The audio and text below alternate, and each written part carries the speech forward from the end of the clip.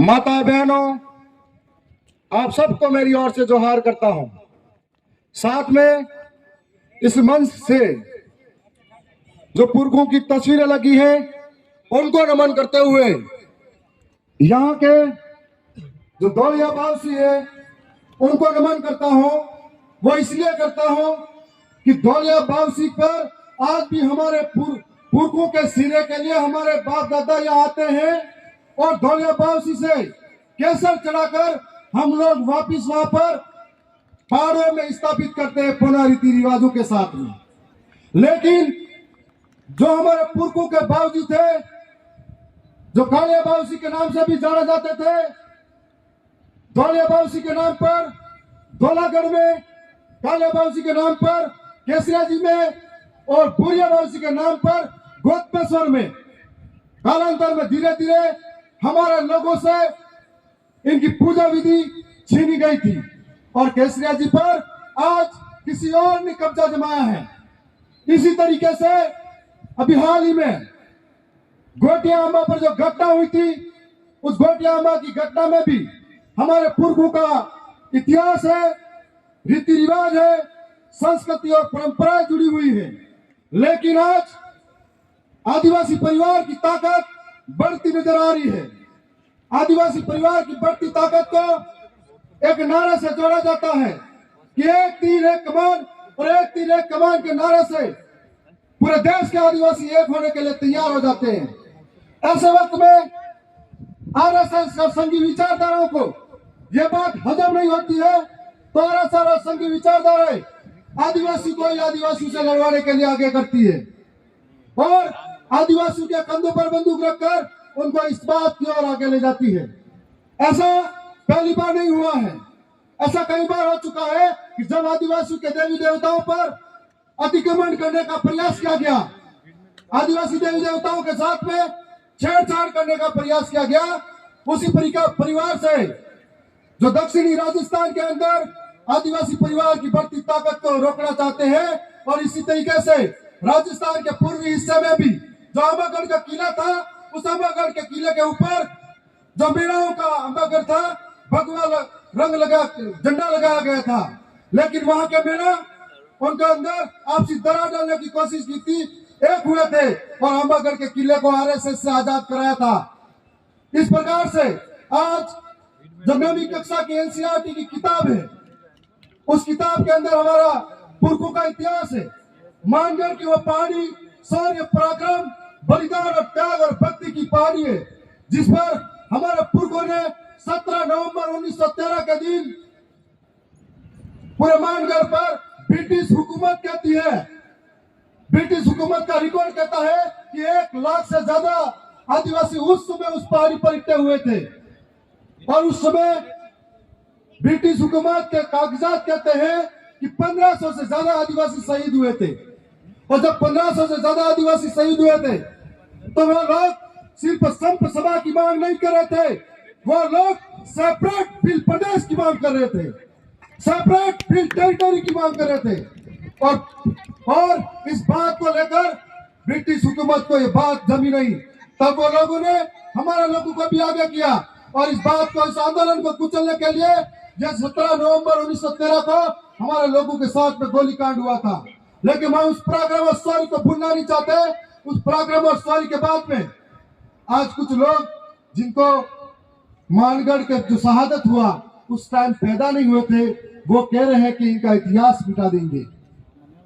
मैं इस ओछी मानसिकता पर आरएसएस के कठपुतली मन्नालाल रावत सांसद को कहना चाहता हूँ, जब जब बिरसा मुंडा, टंटे मामा जैसे लोगों का इतिहास जिंदा है, जब जब हमारे और आपके जैसे नौजवान तैयार है, तब तक हर घर घर से एक बिरसा तैयार करा है, हर घर घर से एक कालीबाई तैयार करिए। आप हमारे विचारों को कभी नहीं मार सकते। और मैं आप सबको कहना चाहता हूँ, ऐसे मन्नालाल 1000 पैदा होंगे समाज में, क्योंकि बिरसा मुंडा को जब अंग्रेजों ने मारा था, धीमे जहर दिया था, तब भी पकड़ाने वाले उन्हीं समाज के लोग थे। जब टंटे मामा को पकड़ा गया था, तब भी उसी समाज के लोग थे। तब हम ये सोच सकते हैं कि ऐसे मन्नालाल रावत जैसे 1000 मन्ना लाल रावत तैयार हो जाए, लेकिन आदिवासी के बढ़ते आंदोलन को, आदिवासी की बढ़ती क्रांति को तुम हरगिज नहीं रोक सकते। और हम लोग भील प्रदेश की मांग को विधानसभा के अंदर टेबल ठोक कर कह सकते हैं, यहाँ पर छाती ठोक कर कहेंगे कि भील प्रदेश जब तक नहीं बढ़ेगा, हमारे एक लहू लहू का कतरा भी उसके लिए काम करेगा। साथियों, आज जिस तरीके से हमारे हक को मारा जा रहा है, यह बहुत बड़ी सोचने का बात है।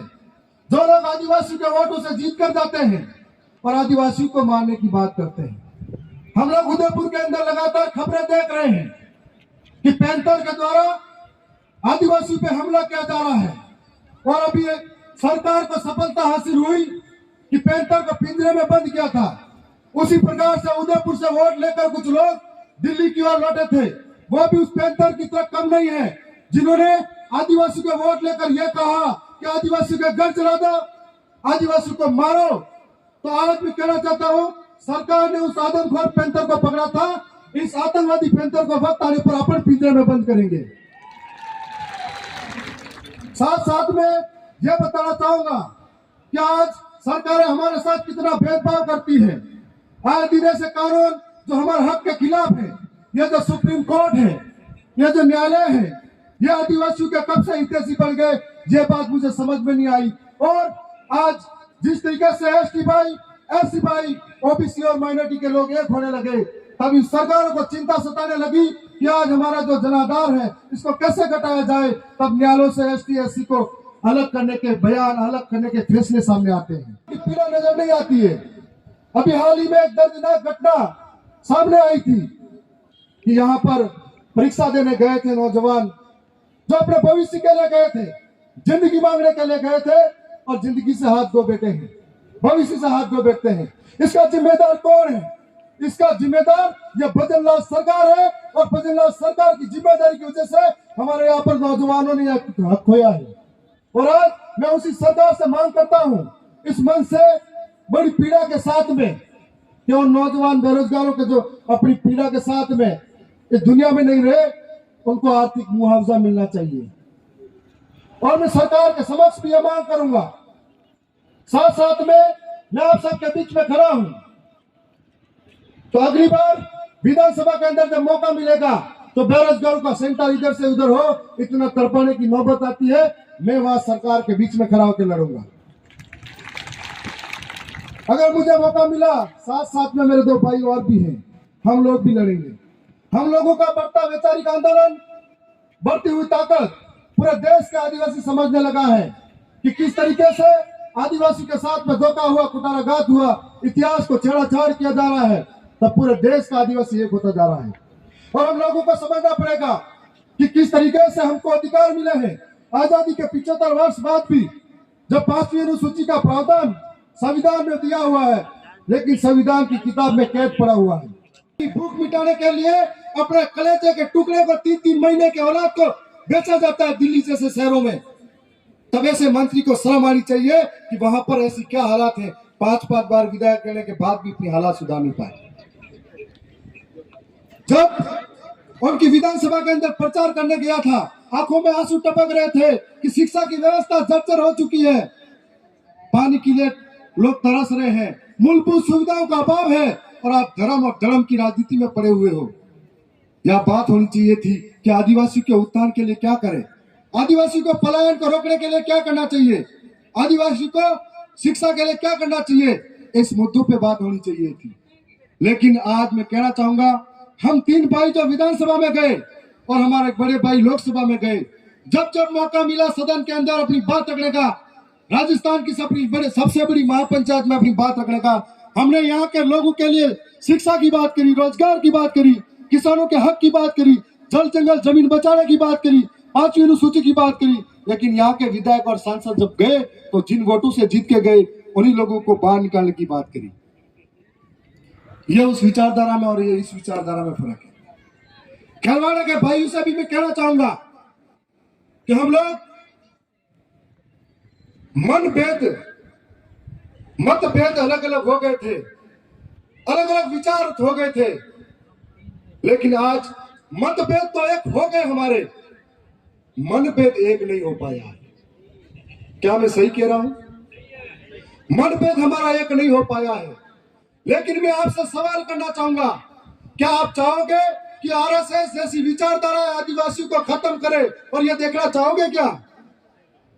आप हाथ खड़ा करके बताओ कि ऐसी विचारधारा को निस्तो नाबूद कर देंगे। हाथ खड़ा करके बताओ, क्या आप चाहोगे कि हम 5वीं अनुसूची के लिए लड़ाई लड़ेंगे? क्या आप चाहोगे कि हम जल जंगल जमीन की हक की लड़ाई लड़ेंगे? क्या आप चाहोगे कि जो बिल प्रदेश हमारे पुरखों की अधूरी इच्छा है उसके पूरी करने के लिए लड़ेंगे? यदि हम चाहेंगे तो मतभेद जो खत्म किया है तो मनभेद को भी खत्म करना पड़ेगा और हम सबको मिलकर लड़ना पड़ेगा। अगर ऐसा होता तो हम 3 अभी विधानसभा में अंदर हैं, 4था खैरवाड़ा का भी साथ होता। ऐसा हमको समझना पड़ेगा। हमारी लड़ाई बहुत लंबी है। सरकारें गात लगा कर बैठी है कि कब इनका शिकार किया जाए, कब इनको कहां रोका जाए। कई तरह के भ्रामक खबरें फैलाते हैं, कई तरह के लोगों के साथ में आगे आगे लोगों को करते हैं और हमारे साथ में अत्याचार करवाते हैं। तो आप सबके बीच में ये कहना चाहेंगे कि हमारी लड़ाई बड़ी लंबी है और इस लंबी लड़ाई में आपका विश्वास, साथ, सहयोग हमेशा बना रहे और हम सब अगर साथ चल पड़ेंगे तो आने वाले समय में तमाम हक अधिकार की बात जो कर रहे हैं वो हम मिलकर लेके मिलेंगे। मुझे पूरा विश्वास है कि आज चिंतन शिविर सार्थक तब होगा जब यहाँ से मनभेद खत्म हो जाएंगे और यहाँ से सब एक होकर आगे के लिए लड़ाई लड़ेंगे। मैं इतना ही कहूंगा कि इतिहास हमारा पढ़ लेना, इतिहास हमारा पढ़ लेना। हमने रक्त से शब्द सजाए हैं, सर कटे थे, डर लड़े थे, तब हम भील कहलाए हैं। मैं बहुत बहुत धन्यवाद करता हूं। एक भाई ने कहा था